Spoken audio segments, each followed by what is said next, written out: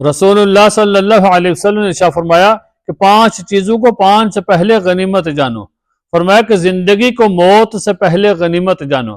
اللہ تعالیٰ نے ہمیں زندگی دی ہے، تو اس زندگی کے اندر جو دن ہے ان کے اندر اللہ تعالیٰ کی عبادت کرنی چاہیے، کیونکہ پھر انسان پچھتائے گا کہ اللہ تعالیٰ نے ہمیں زندگی دی تھی، ہمارے پاس موقع تھا، ہم اللہ تعالیٰ کی عبادت کر سکتے تھے، رمضان کا مہینہ بھی آیا تھا، اس مہینے کے اندر ہم اللہ تعالیٰ سے بخشش کروا سکتے تھے، کیونکہ رمضان کا مہینہ تو ہے ہی بخشش کا مہینہ۔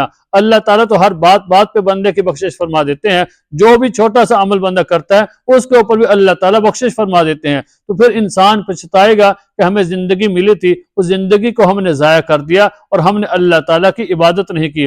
حضرت علی رضی اللہ تعالیٰ عنہ فرمایا کرتے تھے کہ آج جو زندگی کا دن ہے یہ عمل کا دن ہے، یہاں پر آپ جو بھی عمل کرنا چاہیں عمال کر سکتے ہیں، لیکن کل حساب کا دن ہوگا، وہاں پر عمل نہیں ہوگا۔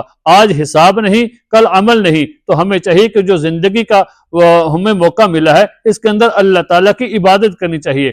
دوسری چیز ارشاد فرمایا کہ اپنی جوانی کو بڑھاپے سے پہلے غنیمت جانو۔ اگر اللہ تعالیٰ نے آپ کو جوانی دی ہے تو اس کے اندر ہمیں جو نیک اعمال کرنے چاہیے، اس جوانی کے ساتھ اللہ تعالیٰ کی مخلوق کی خدمت کرنی چاہیے اور اللہ تعالیٰ کی زیادہ سے زیادہ عبادت کرنی چاہیے۔ جیسا کہ آدمی جس وقت بوڑھا ہو جاتا ہے تو بڑھاپے کی حالت میں آدمی وہ اعمال نہیں کر سکتا جو جوانی کی عمر میں کر سکتا تھا، جو جوانی میں عبادت کر سکتا تھا، کھڑے ہو کے نوافل ادا کر سکتا تھا، گرمی کے روزے رکھ سکتا تھا، تو جو عبادات جوانی کی حالت میں کی جا سکتی تھی بڑھاپے کی حالت میں وہ عبادات وہ اعمال نہیں کر سکتا۔ اس لیے فرمایا کہ جوانی کو بڑھاپے سے پہلے غنیمت جانو۔ اور تیسری چیز ارشاد فرمایا کہ صحت کو بیماری سے پہلے غنیمت جانو۔ اگر آج اللہ تعالیٰ نے صحت دی ہے تو صحت کی حالت میں اللہ تعالیٰ کی عبادت کرنی چاہیے، رسول اللہ صلی اللہ علیہ وسلم کی سنت پر عمل کرنا چاہیے۔ جس وقت آدمی بیمار ہو جاتا ہے تو پھر وہ اعمال نہیں کر سکتا جو صحت کی حالت میں کیے جا سکتے ہیں، تو ہمیں صحت کی قدر کرنی چاہیے اور اللہ تعالیٰ کے حکم کو پورا کرنا چاہیے۔ پھر فرمایا کہ مالداری کو فقیری سے پہلے غنیمت جانو۔ اگر آج اللہ تعالیٰ نے آپ کو مالدار بنایا ہے، آپ کو مال عطا کیا ہے، تو یہ مال آپ اللہ کی راہ میں خرچ کریں، اللہ تعالیٰ کی راہ میں صدقہ کریں، لوگوں کی خدمت کریں۔ اللہ تعالیٰ کی مخلوق کی جو بندہ خدمت کرتا ہے، جو سخاوت کرتا ہے، تو سخی بندے کو اللہ تعالیٰ پسند کرتے ہیں۔ سخی کے بارے میں فرمایا کہ جو بندہ سخاوت کرتا ہے وہ اللہ تعالیٰ کو پسند ہے، اور سخی بندہ لوگوں کے بھی قریب ہے، جنت کے بھی قریب ہے اور اللہ تعالیٰ کے بھی قریب ہے، اور فرمایا کہ دوزخ سے بہت دور ہے۔ تو ہمیں اللہ تعالیٰ نے جو مال عطا کیا ہے اس مال کو اللہ تعالیٰ کی راہ کے اندر ہمیں خرچ کرنا ہے۔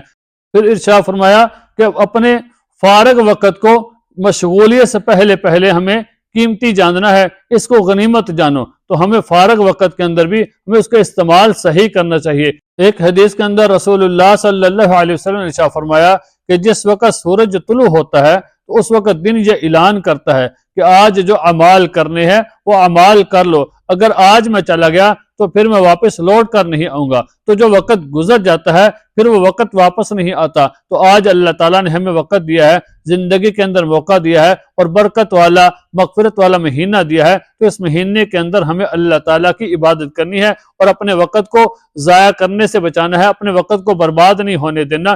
رسول اللہ صلی اللہ علیہ وسلم نے ایک دن ممبر کے اوپر قدم رکھا اور ارشاد فرمایا آمین، پھر دوسری سیڑھی کے اوپر قدم رکھا، فرمایا آمین، تیسری سیڑھی کے اوپر قدم رکھا، فرمایا آمین۔ صحابہ نے پوچھا یا رسول اللہ صلی اللہ علیہ وسلم، آج خلاف توقع اور خلاف موقع ایسے کام دیکھے ہیں جو پہلے کبھی نہیں دیکھے۔ رسول اللہ صلی اللہ علیہ وسلم نے فرمایا کہ جس وقت ممبر کی پہلی سیڑھی پر میں نے قدم رکھا تو جبریل امین میرے پاس آئے اور انہوں نے ایک دعا کی کہ ہلاک ہو جائے وہ شخص کہ جو جس کے والدین میں سے کوئی ایک زندہ ہو تو اس کی خدمت کر کے اپنی اللہ تعالیٰ سے بخشش نہ کروا لے۔ میں نے کہا آمین۔